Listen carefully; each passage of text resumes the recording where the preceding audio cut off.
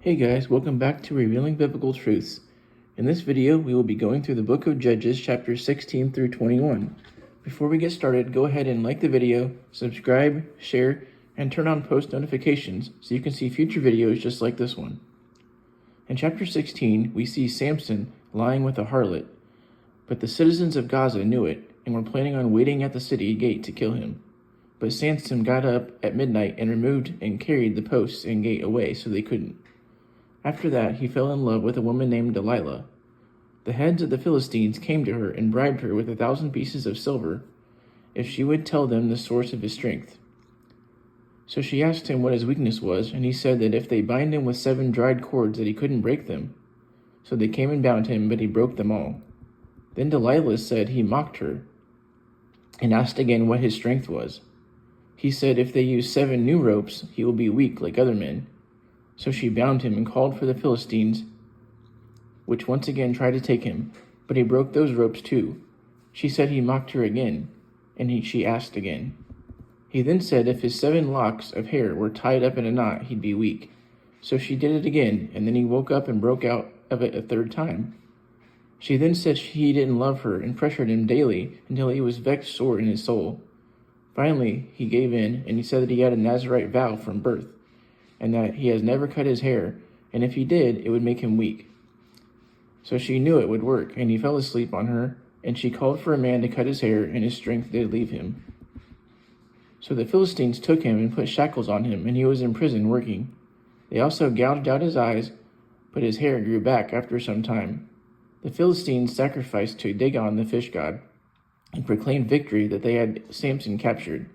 But then they got Samson out, and tied him to pillars, and they were mocking him. But Samson prayed to Yah to give him his strength back one last time so he could defeat the Philistines. And Samson begged to be a martyr for all that he had done, and also avenged Israel on the Philistines. So he pulled the pillars, and the house came down and killed about 3,000 people, including himself. He had judged Israel for a total of 20 years. In chapter 17, we see a guy named Micah from Mount Ephraim. He had taken silver from his mother and gave them back to her. She said she was saving it to make molten images of false gods for him. She took 200 shekels of silver and gave it to a man to make the image. Micah had a house full of false gods, statues, and the like. He also made his son a priest after him. It was stated that in Israel everyone did what was right in their own eyes, and there was no king. But there was a Levite who came from Bethlehem and came to Micah's house asking for a place to stay. Micah let him in and wanted him to become a priest too, and he gave the man food and money to stay there. And so the man stayed and became a priest as well. In chapter 18, we see some of the tribe of Dan who didn't get a parcel of land send out spies to see what land was available to settle in and take. They also came to Mount Ephraim to Micah's house. They talked to the man from Bethlehem, and he told them Yah would prosper them and to settle in the area. So they came to Laish and found that the people there were careless and shameless and weak. So the Danites said to each other, "We can take this land, as the people are weak and not organized." So they took 600 men with weapons. They asked their brothers of the tribe of Dan if it was okay, and they said yes, but they knew what they must do. So they came to the house of Micah and saluted him. Then they came into the house and took the ephod and teraphim, false gods, and Micah asked what they were doing. They basically said it's okay to come with them, and they said they wanted him to be their priest and father as well. So he was joyful and went with them. But the people of Laish around his house came and asked what they were doing. Micah saw that these 600 men were strong, and he went back to his house, and the Danites slew the people of Laish and burned the city. They set up a city and called it Dan, and set up the false god image. Then Jonathan, the son of Gershom, the son of Manasseh, were priests to the tribe of Dan there. In chapter 19, we see a Levite sojourning on the side of the mountain of Ephraim, who took a concubine from Bethlehem. But she was whoring and went back to her father's house in Bethlehem for 4 months. But the Levite went after her and begged her to come back. He met the father-in-law, who was thrilled to see him. So he stayed there with them for 3 days and ate and drank. On the 4th day he was going to try and leave, but the father asked him to wait and gave him food and drink again, so he stayed. He tried the next day, but the father begged him to stay again. He did this a few times, But finally the man left at night and took his wife and donkeys with him and came near Jerusalem. They made it as far as Gibeah, but couldn't find a place to lodge. They saw an old man who was asking where they were going. The old man said they could stay with him, and they had food and wine for them and their donkeys. While they were there came perverted gay men who surrounded and beat against the house, saying to bring out the man so they could lay with him. But the old man came out and said no to this evil. Instead, he offered his daughters to have their way with her. He brought her out, and they had their way with her all night until the break of day. The woman fell down at her father's front door. The husband went out to check on her, but she was already dead. He took her back to his house, and he cut her up in 12 pieces, and sent her to the coast of Israel.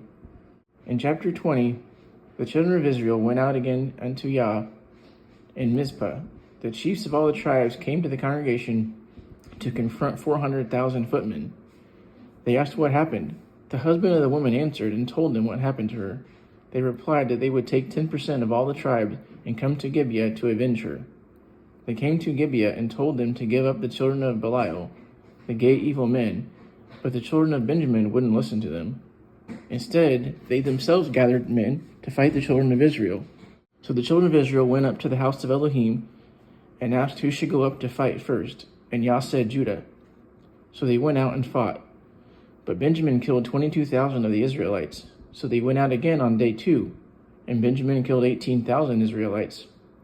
So they went up to the house of Elohim and wept and prayed, and offered burnt offerings and peace offerings. And Phinehas, Aaron's grandson, asked Yah if he should go up against Benjamin. And Yah said to go up tomorrow, and he would deliver them into their hand. So they went up, and the next day they killed 25,100 men of Benjamin. In chapter 21, the Israelites made a pact not to take any daughter of Benjamin to wife. They came to the house of God and asked why this has happened again and again, and offered offerings. They came to Jabesh Gilead and destroyed them too, including the women and the children, trying to purge the evil out of Israel. They did find 400 virgins and brought them into the camp at Shiloh. But they were sad because one of the tribes had been lost. So they were wondering how they could save the Benjamites and prayed for them. So at the feast, probably the Feast of Tabernacles, the Benjamites wanted revenge. So they laid in wait for the Israelites to show up at the feast, and they took their wives who were dancing around. Then they went and returned to their land. And the book ends by saying that every man did what was right in his own eyes, and the tribes were left in turmoil. That ends this video.